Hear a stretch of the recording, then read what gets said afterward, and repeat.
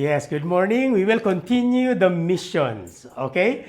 So before I share our word today, let me just show you a recap of what happened in our Go Conference 2026 in Manila, in the Philippines.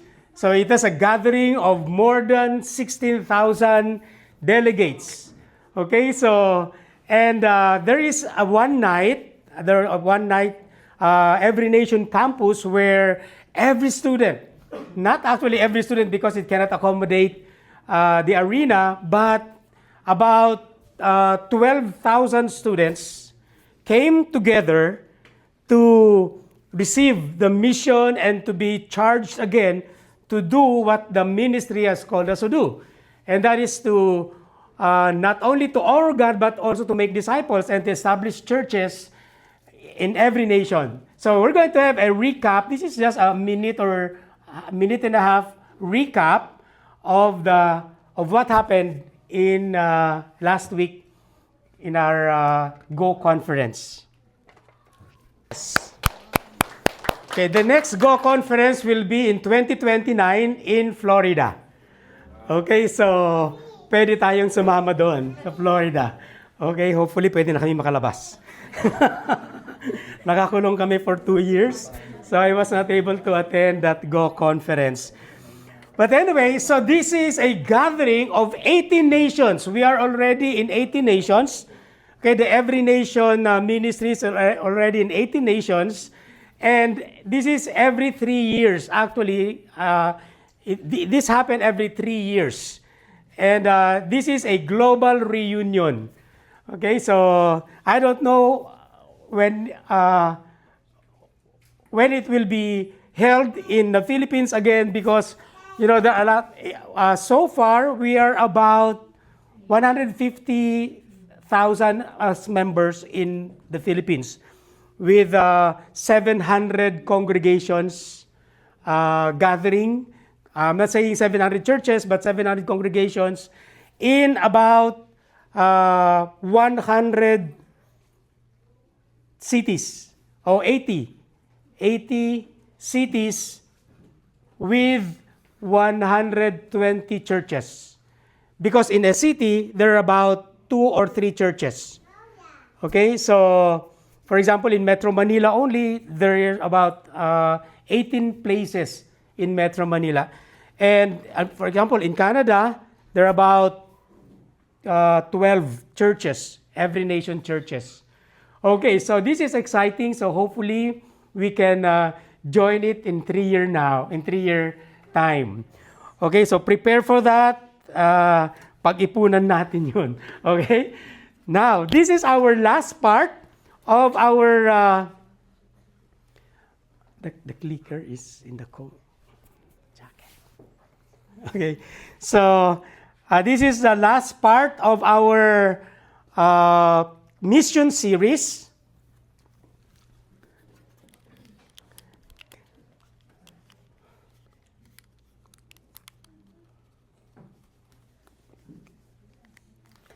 Okay, so we're talking about missions, and Pastor Steve, with regards to that Go conference, said that is the most missional conference so far as the ministry is concerned, wherein people are gathered and being sent out to go and make disciples. So in the same way, as we receive this mandate of the Great Commission, we are called to do the missions. Okay, and we're going to talk about it this morning. So when we say mission, the biblical meaning of mission is rooted in the very heart and character of God. The very heart of God is to everyone be saved. Everyone will come to know His Son, Jesus Christ. Okay, for God so loved the world that He gave His only begotten Son, that whosoever believe in Him should not perish, but have everlasting life, have a life with Him. So mission is not merely a church program. So when we say mission to our people, to the church, it's not about the program. It is God's redemptive purpose unfolding in the world through His people. So we unfold the character of God in the hearts of these people who do not know God yet. So God is going to use each and every one of us. Now that we understood what salvation is, who Jesus is, and even the Word of God, what's the importance of the Word of God in everyone's life. So for 3 Sundays, we talk about these topics. The Father's love, in John 3:16, okay, God so loved the world. God's love for the world is the driving force of mission. His sending of Jesus demonstrates that He actively seeks to reconcile the world to Himself. So He is actively doing great things in the life of a person so that they can be reconciled with Himself. Okay, so for our week 2, it talks about the Son's sacrifice or Jesus' sacrifice. Next week it will be the observance of Lenten season. Okay, about the crucifixion and the resurrection of Jesus. And the turning point, should I say, or the thing that make difference about Christianity is the resurrection of Jesus Christ. Okay, He is the only, should I say, founder of a religion who is alive. All of the founder of religion are dead. So we have to follow who is alive, and that is Jesus. Jesus' crucifixion is the central to God's reconciling work. The cross becomes the means by which humanity is drawn back into relationship with God. And last Sunday, we talked about the Spirit's power. So God never sent us to be an orphan or powerless. So He gave us the Holy Spirit so that He can work in us and do the work of the ministry that He entrusted us to do. So in John chapter 20, it talks about we are being sent with the power of the Holy Spirit. This passage explicitly connects the mission of Jesus sent by the Father with the sending of the disciples empowered by the Holy Spirit. So we are empowered to do the work that the Lord entrusted to us. So our summary last week is Jesus was sent. Jesus sent us, and He sent us out with peace in our hearts, purpose in our lives, and power for our missions. So He sent us 3 things: peace, purpose, and power. So if you are a believer, you have a purpose, and there is a power within us. And you have to use this power that the Lord has given us. Okay? So, again, this morning, we're going to talk about the church's mission. Who is the church? We. This is not the church. We are the church. The church is the gathered people, the ecclesia, the one who is gathered. Now, because of etymology or the evolution of the word, sometimes when we are asked, where are you going? To the church, meaning the building. But not per se, because the church in the original form is called the people of God, who assembled together and gathered together. So we're going to talk about the church today. We, as Every Nation Ministry. Okay? So, praise God, the Lord brought you here in Every Nation. Now, when we talk about the church, there are a lot of churches here in the city of Lethbridge that also doing the missions. Okay? But, in spite of those things, we have different values and cultures that we promote as a ministry. Okay? So, when we talk about values, we value discipleship, we value lordship, we value evangelism, family, and leadership. These are the 5 values that we promote. Okay, our preaching revolves around these values. Ulitin ko. Okay, the leadership, lordship, evangelism, family, and leadership. Okay, so again, our preaching revolves around these topics. Okay, now what about the church? When we talk about the church, what about it? Now, the church is a partner in God's mission.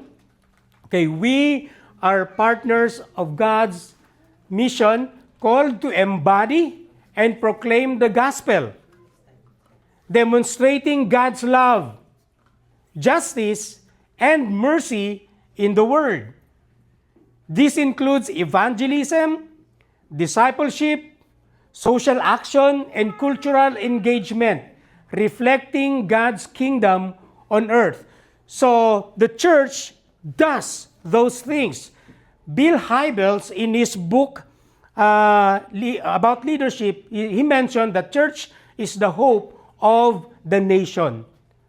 Okay, the church is the hope of the nation. What do we mean by that?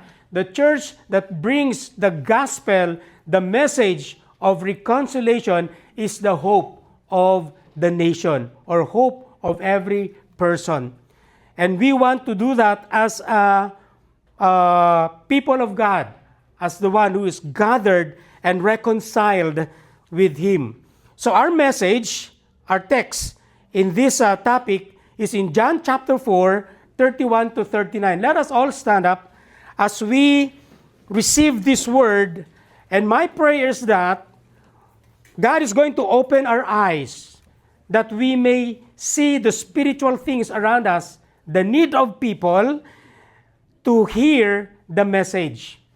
Now in verse 31, this is after the encounter of Jesus of the Samaritan woman, okay, the woman in the well. Okay, in verse 31 it says, meanwhile the disciples were urging him, saying, Rabbi, eat. But he said to them, I have food to eat that you do not know about. So the disciples said to one another, has anyone brought him something to eat? And Jesus said, my food is to do the will of him who sent me and to accomplish his work.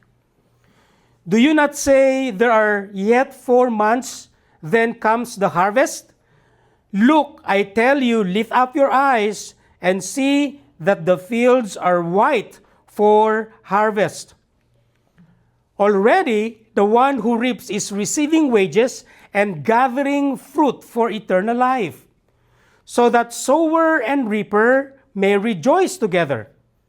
For here the saying holds true, one sows and other reaps. I sent you to reap that for which you did not labor. Others have labored, and you have entered into their labor. Many Samaritans from that town believe in him because of the woman's testimony. Let's pray as we continue. Lord, may you open our eyes as we lift our eyes to the field, that indeed there is a harvest that is going to be gathered in. Harvest of people, harvest of soul. May our eyes be spiritual, that we may see spiritual things. Thank you for the power that is being released to each and every one of us. Thank you for your guidance. Thank you for your wisdom. We ask, Lord, that you're going to teach us today. Thank you. In Jesus' name we pray. Amen. Amen. You can take your seats. Now this passage, this is after he encountered the woman at the well. Okay, remember that scenario? Okay, it is God called the disciples. God calls his disciples to see the urgency of participating in the harvests of soul. Okay, harvest of souls, emphasizing the church's role in evangelism and proclamation of the gospel. Now, what's the background of this? Okay, in John chapter 4, 7 to 26, Jesus and the Samaritan woman, so that is verse 7 up to 26. So Jesus mentioned about the life of the woman before she is focused on the water, the physical water. And Jesus said, okay, I am the living water. And the woman said, please give me this water so that I will not come here again and again. Okay, so that I will not be tired in getting some water in this well.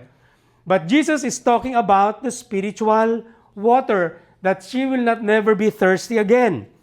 So, in the second part of this, in verse 28 to 30, she goes into the city after that encounter with Jesus.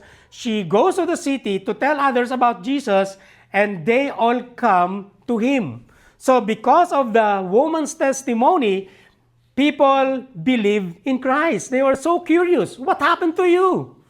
Okay? So they came to Jesus and believed in him. And verse 39 says, many Samaritans from that town believed in him because of the woman's testimony.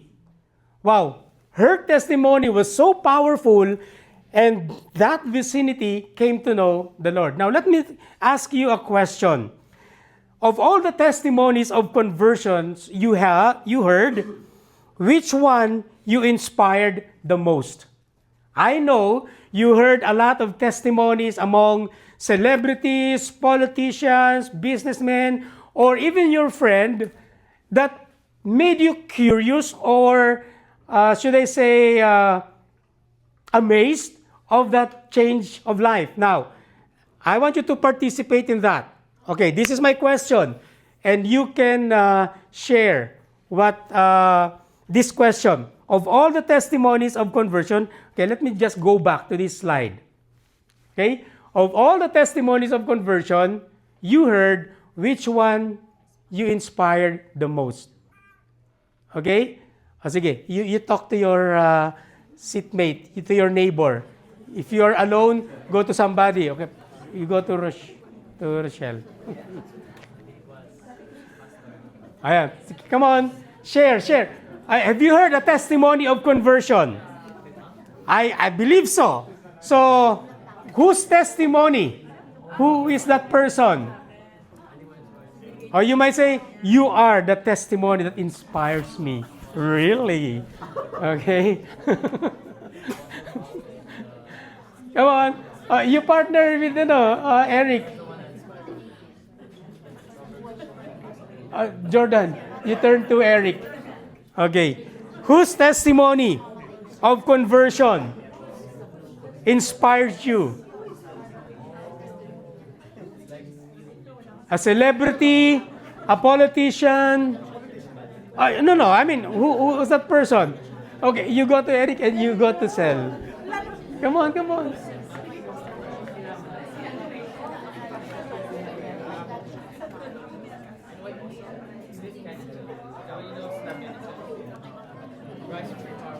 Or it could be your testimony.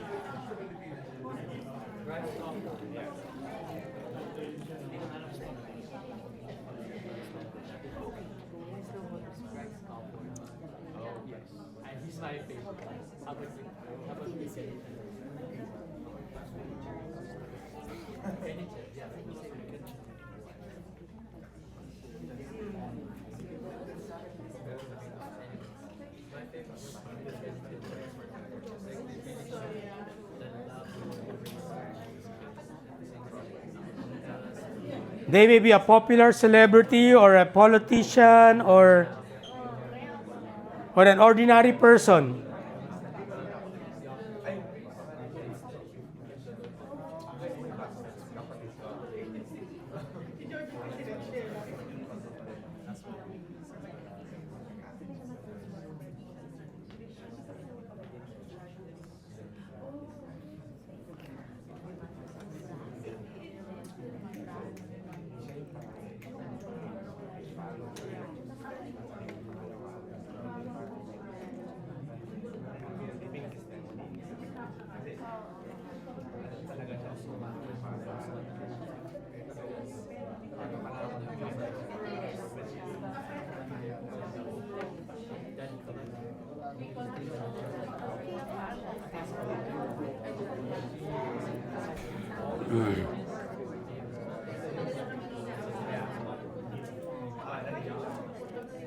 Okay, 1 minute more.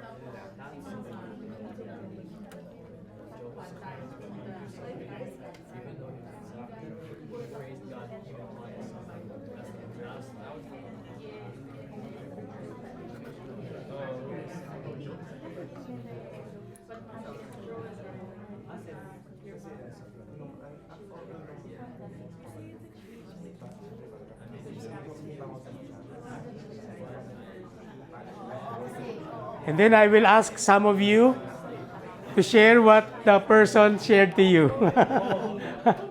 Okay. 30 seconds.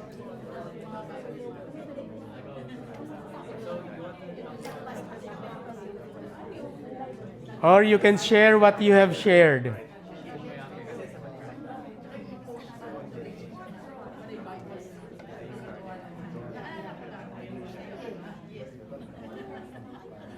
Okay, ready? 10 seconds. Yan. Okay. So anyone, we might know the person or we might heard about his testimony. And again, this is an inspiring moment, okay, for us to understand. Wow, this is a great testimony.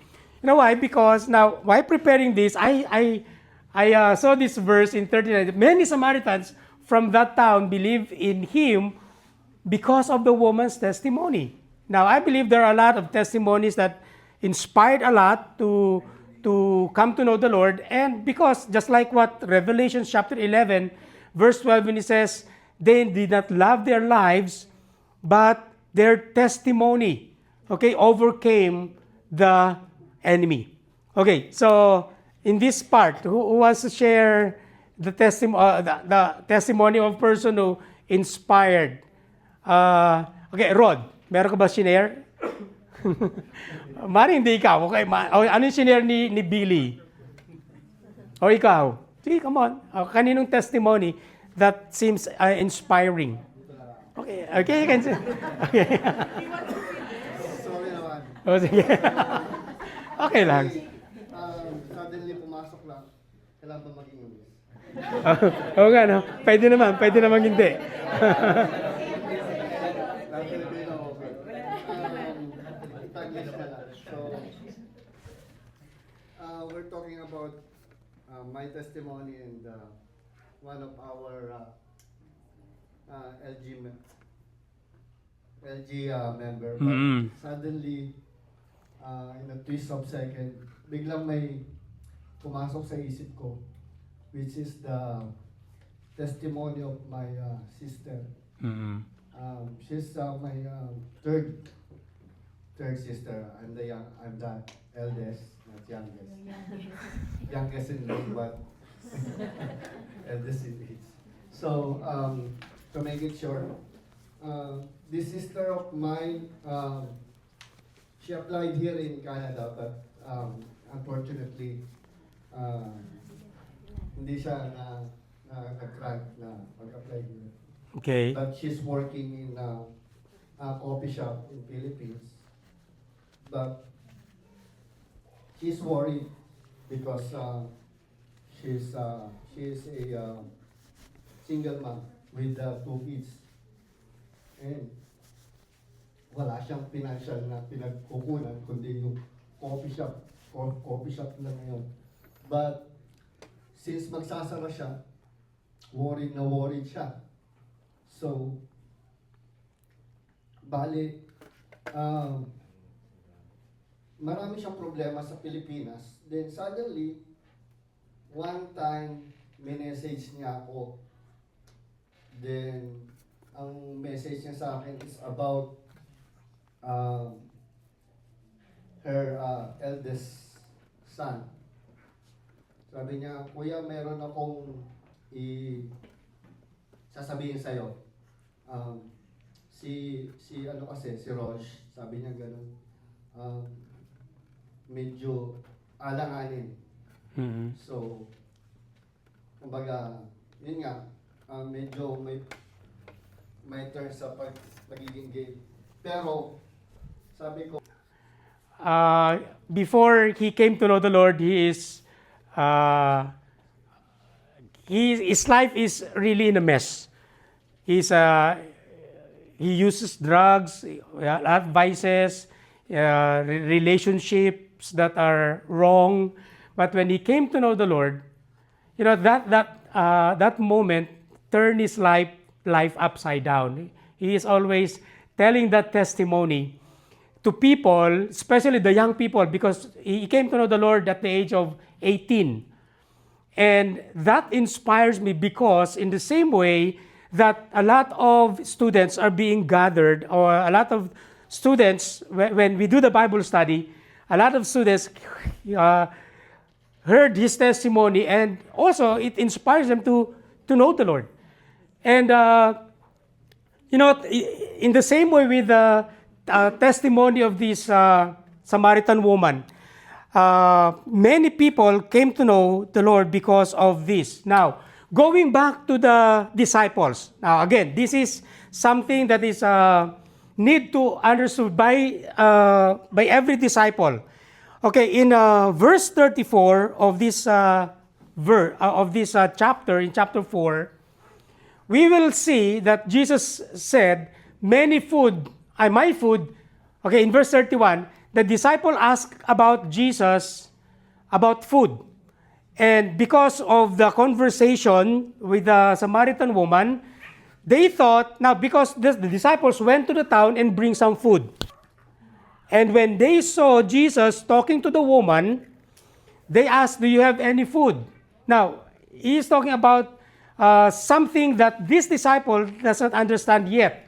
He said to this disciple, "My food is to do the will of him who sent me and to accomplish his work." So the one that strengthens Jesus is the food that God gave him. Okay, the Father gave him. And what is that food? To do the will of the one who sent him. Now, perhaps this disciple, again, not only perhaps, but this disciple is looking for a physical food, but Jesus is talking about the spiritual food.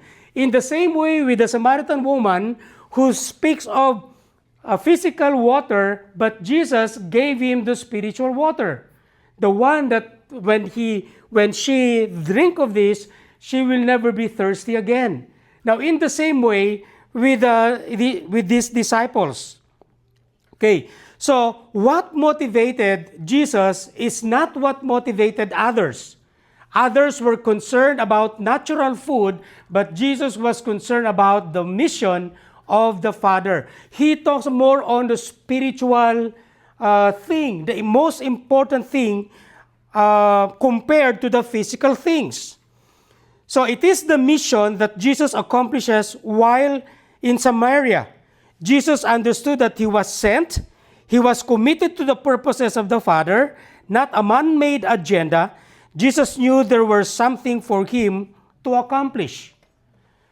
So these disciples is looking for physical things, but Jesus is talking about the spiritual things, spiritual food. Now perhaps when we talk about when doing the will of God, a lot of people, a lot of believers are starving. Why? Because they are not eating the will of God. What do I mean? A lot of us, a lot of people are concentrated on the physical things. But always remember that God is offering us spiritual things that will feed our spirit.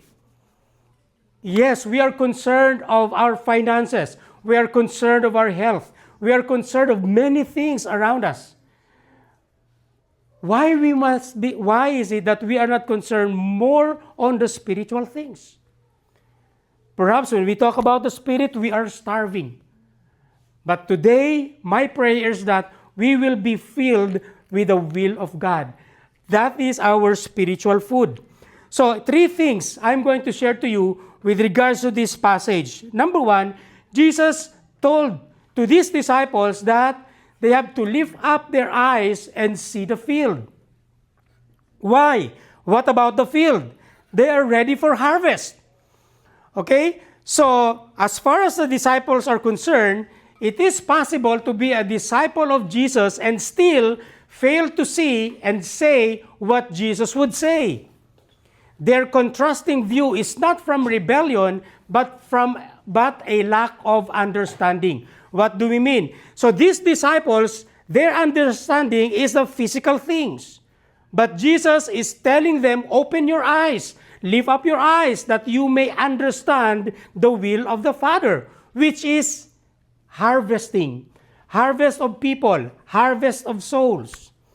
Okay, this is not about rebellion but lack of understanding. Now, sometimes believers today, it is not out of, they are not discipling, they are not sharing the gospel, not out of rebellion, but out of lack of understanding of the importance of the gospel.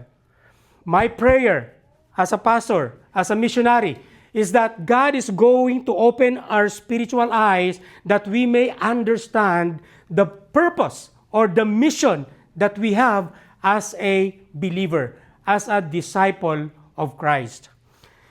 Lift up our eyes. Okay, lift up your eyes and see the field.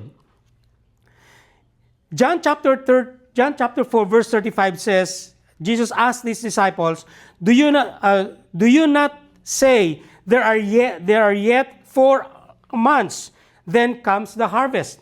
So this is the excuse. Lord, there are still 4 months for harvest. Again, they are looking at the physical thing.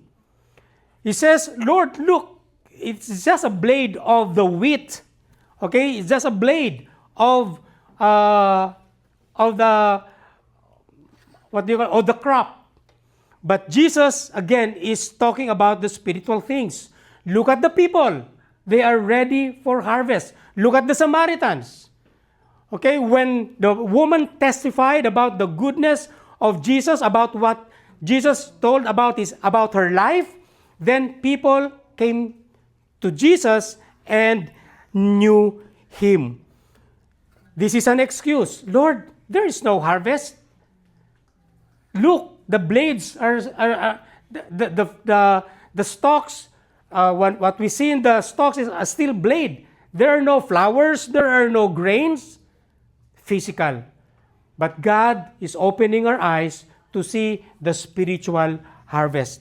He said in the next verse, okay, if you don't lift up your eyes, you will miss what God is doing right now in front of you.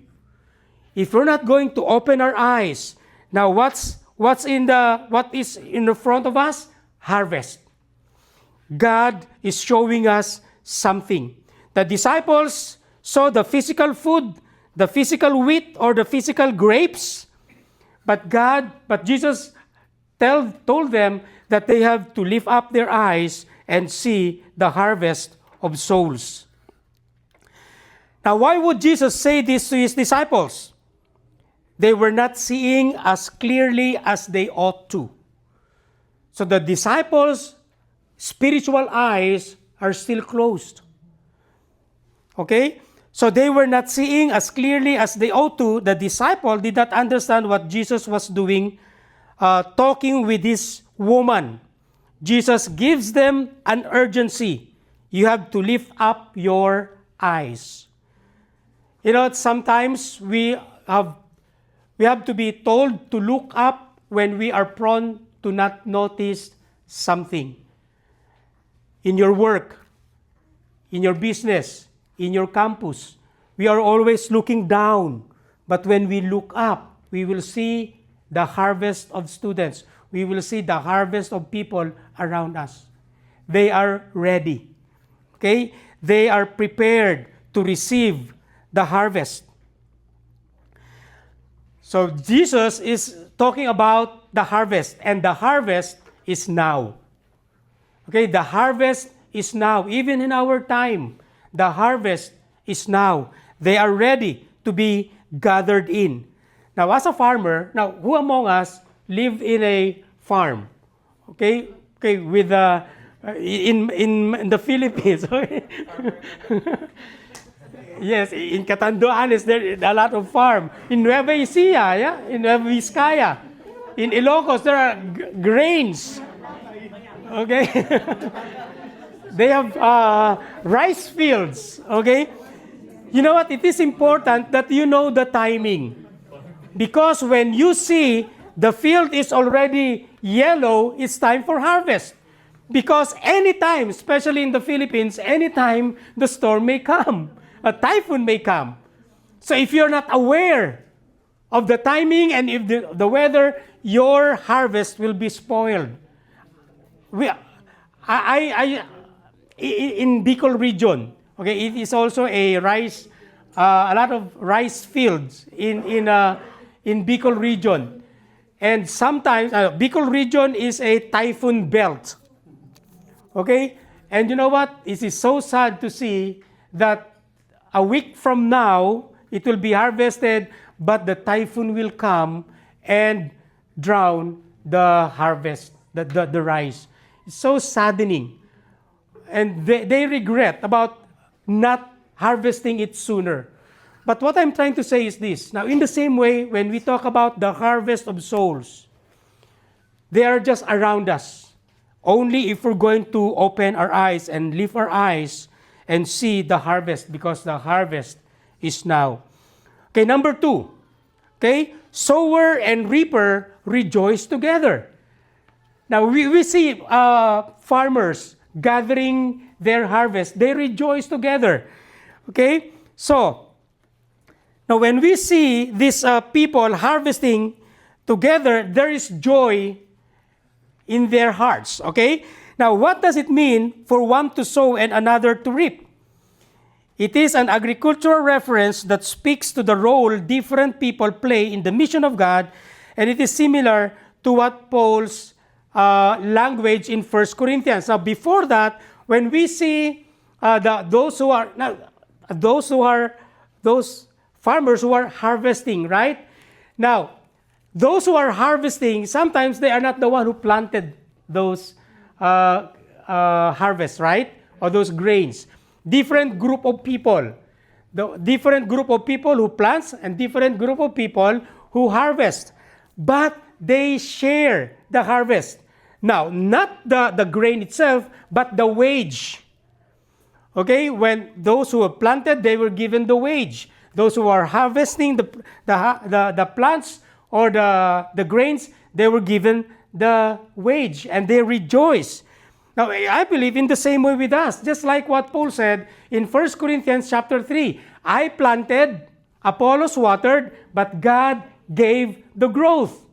So neither he who plants nor he who waters is anything, but only God who gives the growth. So, when we understand these things, now is in the same way with evangelism, in the same way with engaging, some will share the seed, but that person will reject what you have shared. But don't worry, because another one will plant the seed in the hearts of that person. So if you are rejected, that's okay. Now, sometimes we are afraid of sharing the gospel because we are hurt because we are rejected. But don't worry, because you are not the one who is being rejected. It is the gospel that is being rejected. There are a lot of laborers involved. You know what? There are a lot of laborers involved in your life before you came to know the Lord.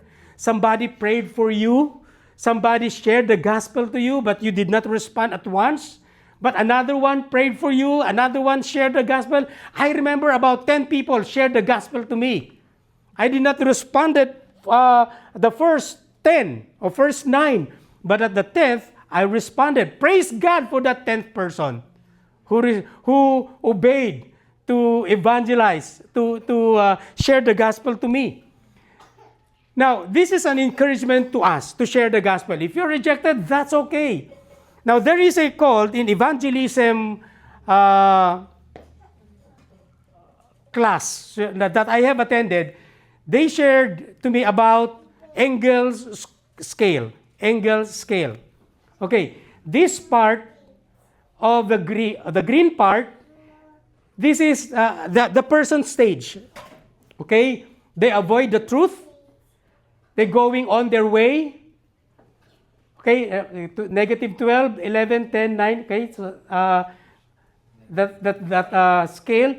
Now, first, they avoid the truth, but somebody shared again, going on their way. They are cynical. Then, aware of the message. Somebody shared the gospel again. Now, they are aware of the message. Now, recognizes differences in the messenger. Now, looks positively at the Bible. Okay, from negative 12, then they became negative 8. So, remember, this is the zero part. Okay, where it says, they trust in Christ. Okay, so, then on the orange part, they recognizes relevance of the gospel.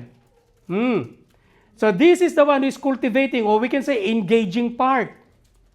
Okay, now, this is a time for the sowing part. In sowing part, they became spectators. Okay, they are aware of the gospel, then understand the implications, then consider the truth of the gospel.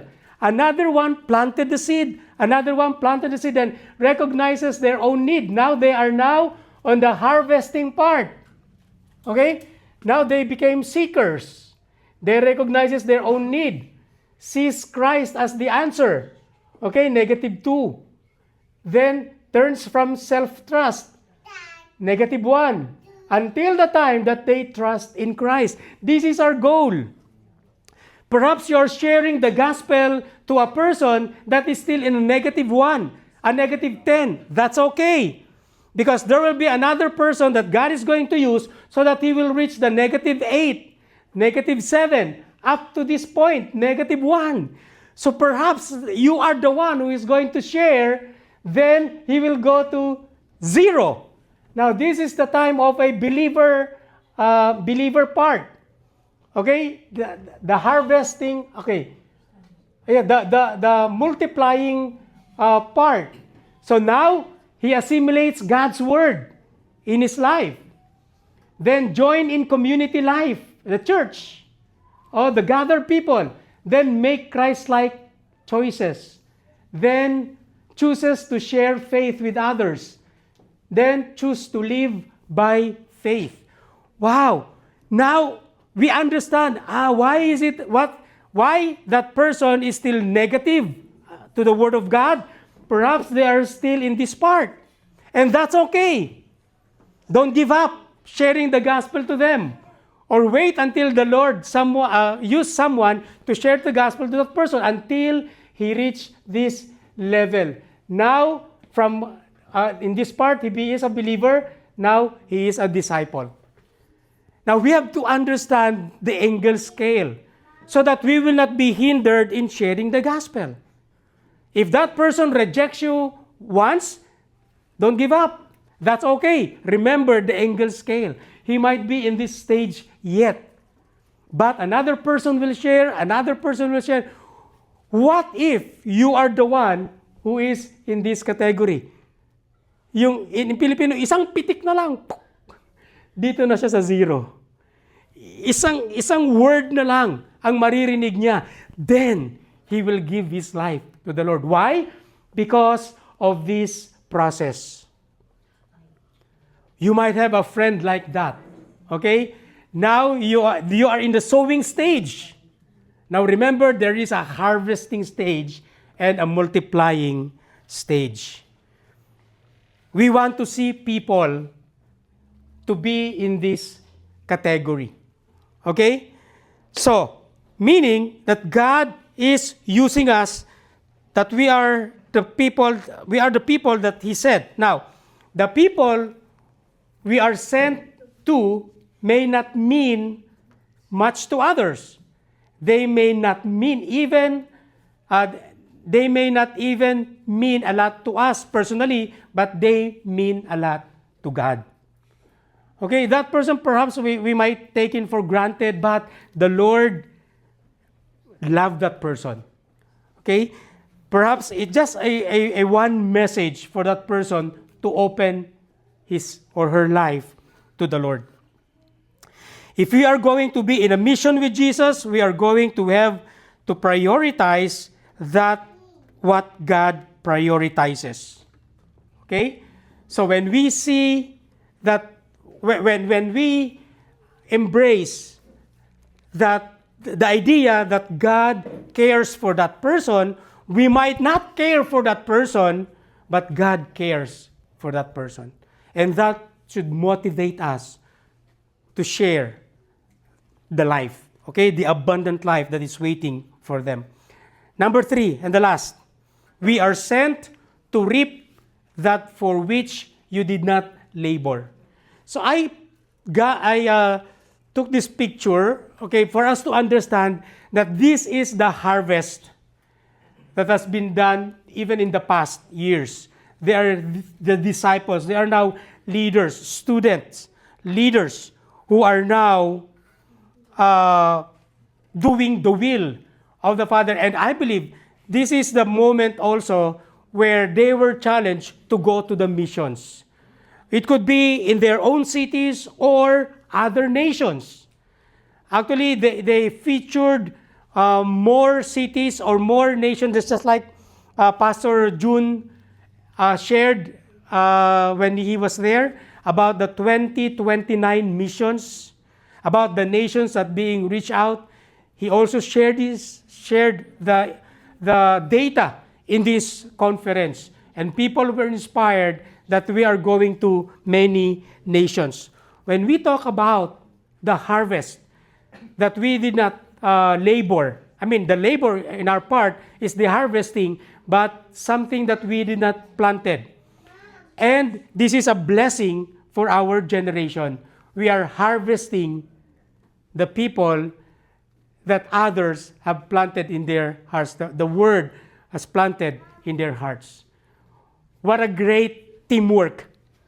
Some planted, and now we are harvesting. This is the harvest time, the season wherein we could see the people, other people will come to know the Lord. When we talk about these things, now this never happened at once. It took time so that these things will happen. Every nation as a ministry is already about 42 years. And before it started in the Philippines, then now in 80 nations and more. But it started with one person who responded to the call of God. For example, now, I responded to the call of God, not as a missionary, but as a believer. Now I was asked to share my testimony. I was asked to share the gospel to a person, and I did. To my classmates, to my co-workers, and I don't know where they are now, but I know that they're a believer. Now, for example, now as a person, if I'm going to respond to the call of God to do the mission, to do the evangelism, for example, I'm going to reach out for this beautiful lady. No? Of course. Okay, I'm going to share the gospel to her. Okay, wag na. Okay, I'm going to share the gospel to her. I will disciple her. Okay, I will what the thing that I have learned, I'm going to share it to her. And for about 6 months until we get married. No. Don't do the evangeligaw. Okay? No evangeligaw. Okay. So I will share the things that I have learned, and I will disciple her. Then after 6 months, okay, that's my goal. After 6 months, she's going to share the gospel to others. Okay, now you go and get one, and I will get another one. For example, I get JC. Okay, I share the gospel to him. Then after 6 months, okay, the things that I have learned, I'm going to share to her, and then train her in the same way what she's doing. Then her, okay, him or her, siya na nga, okay. Then after 6 months, you will disciple, either you will evangelize, you will disciple, or you get one, I will get one. In the same way, you get one and you get one. I will get Jordan. Okay? Okay. remain standing, remain standing. Okay, you get one. Or you get one. Okay. Okay, I'm going to share the gospel. Okay, I'm going to train him to do the same. 6 months. 6 months ang goal namin. Okay? So after 6 months, the same way with them, they're going to get their one. 6 months. Okay, you get one, I will get one. Okay, si Eric, I will get Eric. I will get Eric. Kukuha. Okay, you get your one also. You get one. You get one. You get one after 6 months. But don't wait for 6 months. Okay, you get one. You get one. Okay. Okay. Okay, Brother Chris. Okay. So I will disciple Eric. I will train him to do the same. LG, one-to-one, and everything that needs in discipleship. Then after 6 months, you will get one, and I will get one in the same way with you. Okay, you get one. Okay, we will be all together here. You imagine that? Okay, do you imagine that? Okay, come. Last part. Kasi I want you to see what God can do as we move as a church. Okay? Okay, you get one, or I'll get Tony. Okay, wala. Ayaw sa'yo. Okay? Or you get one. Those who are not getting one yet, you get one. Okay, picture na tayo later. We're done, actually. Okay, come on. Oh, lahat na tayo nandito. Okay. Why? It is because somebody obeyed to share the gospel, to reap the harvest. And the harvest is now. Amen? And as a church, we will go and harvest the people, and God is going to open doors for us. Amen? Amen. Okay, thank you very much. You can go there. We're not done yet. I still have points. Now, you see that? Okay, now, I made a chart. That's only for one. Okay? In 3 months, in 2.5 years. Remember this, in 2.5 years. For example, I will do it regularly in 6 month time. In 2.5 years, I shared to 32 people. 32. What if we are 35? How many among us here right now? 30 or 35. You know what? In April, okay, for example, we're going to start in April. Okay, this is the last week na ba ngayon? Almost. Yes, almost. We're going to start sharing in April. Okay? Engaging. Okay, engaging. Remember the Engel square? Engel scale? Okay? They might be here, first week, second week, third week, fourth week, until the time that they will come to know the Lord. Okay? So going back to the chart, you know what? Imagine this. Imagine. In October of 2030, we will be 1,120. Wow. Do you see that? In a spiritual eye? We might not be like that in the physical eye, but in the spiritual eye, God is preparing us for these things. Only if we will continue to care whom God cares. Okay? So for example, now, I also, look, with that 1,120 people, we might not be in Lethbridge alone.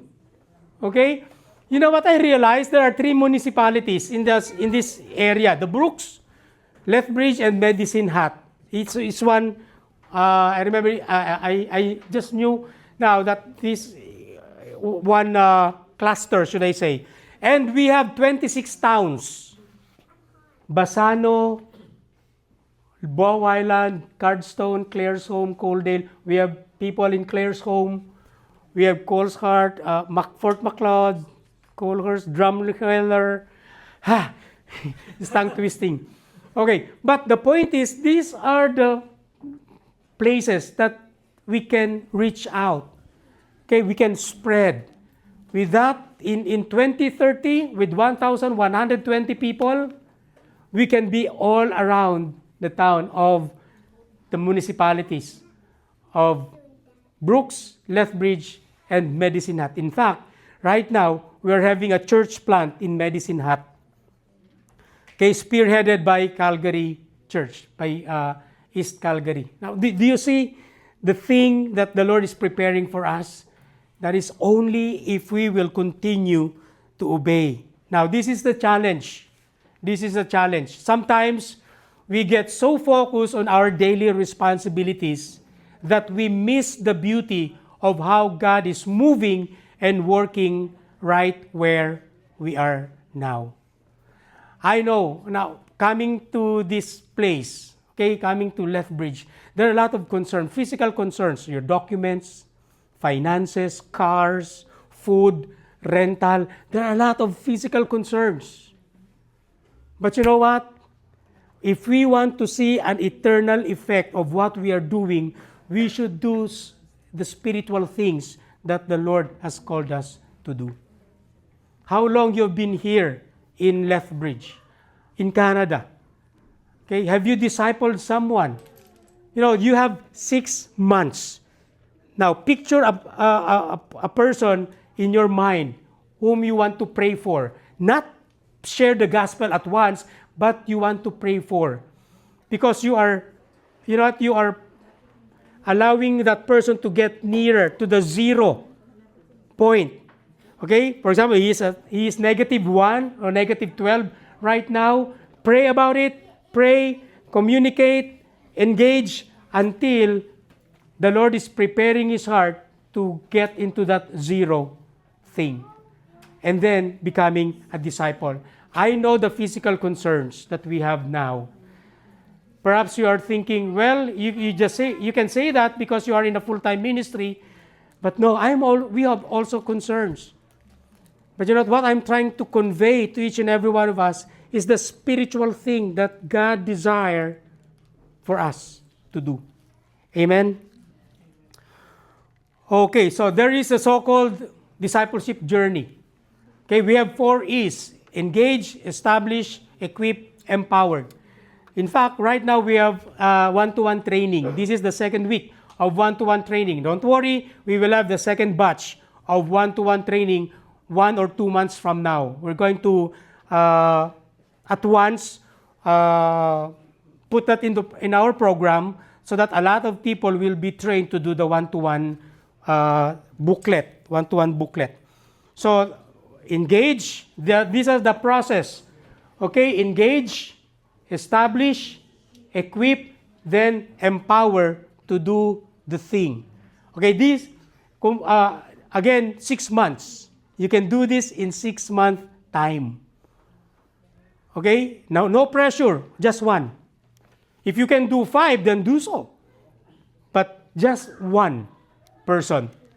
Okay, so with that, we are in the page of obeying Matthew 28:19-20, when it says, I'm about to close, go therefore and make disciples of all nations, baptizing them in the name of the Father and of the Son and of the Holy Spirit, teaching them to observe all that I have commanded you.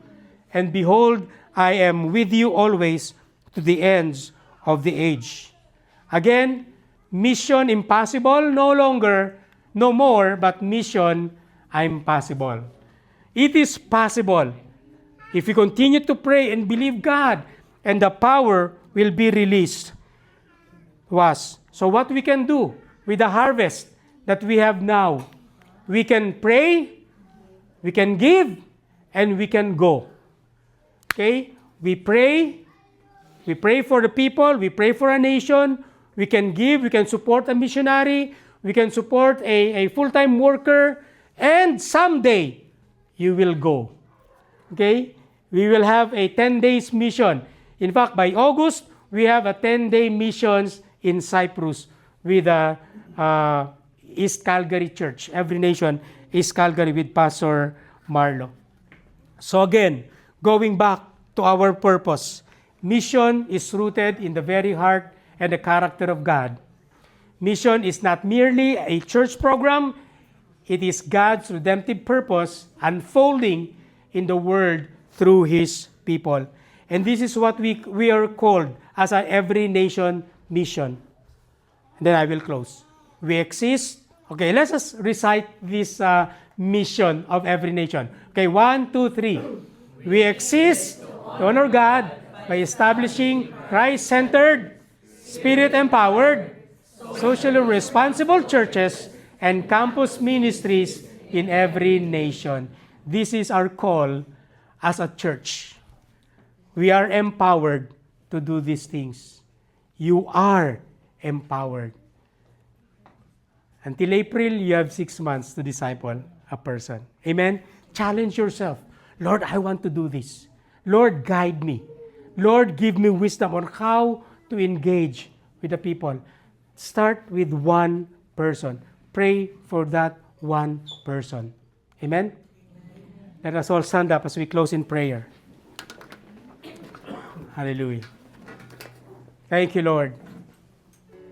Let God open the eyes, the spiritual eyes, the eye of our faith, to see the harvest. They are ripe. The harvest is now. Lift up your eyes, your spiritual eye, and see your co-worker, your classmate, your co-business partner, your neighbor. That person is ready for the harvest. That person might be in a negative 12 in the Engels scale. But little by little, that person will move upward, up to the point that she or he will come to know the Lord. This is a challenge for each and every one of us. And see that 2.5 years from now, God is going to get that harvest. Let that harvest be gathered in. Start with one person. Not 2, not 5, but 1. And see how the Holy Spirit move in your life. Don't be ashamed if you are rejected. That's the first part of the Engels scale. And then God is going to use another person, or the same person, and that is you. Just be patient, be prayerful. You can start now, or later, or in April 1. Then we will see what the Lord can do. You can invite that person, invite it in your house, and someday you can invite it to the church, to the congregation. Hallelujah. Let's pray. Lord, thank you for opening our spiritual eyes to the harvest in this city or in the place that you have allowed us to stay, or in a workplace or in a campus. We will not be afraid of sharing your word to them because hope is in that word. Life is in that word. Reconciliation, forgiveness is in that message. Remove that fear and shame. Just like what Paul said, I am not afraid and I'm not ashamed in preaching the gospel because this is the power of God unto salvation. Lord, thank you for calling us here in this city. And there is a purpose for that. Help us, Lord God, not to be focused on the physical things of our concerns. concerns that we have, but also in the eternal thing that we can put into your kingdom. Souls that is waiting to be harvested. Lord, I lift up to you my brothers and sisters, including me, Lord, that in 6 months' time, we have someone we can share the gospel with and disciple. Thank you for this opportunity that you are giving to each and every one of us. We know, Lord, that you are preparing greater things for all of us. As we close this series about mission, thank you for your word. Thank you that you have opened our hearts to the field where people are ready for harvest. Thank you once again. Bless each and every one of us. Empower us, Lord God, today, that as we go, the Holy Spirit will lead us to the person that you are preparing. Thank you. All glory and honor we bring back to you. In Jesus' name we pray. Amen. Amen.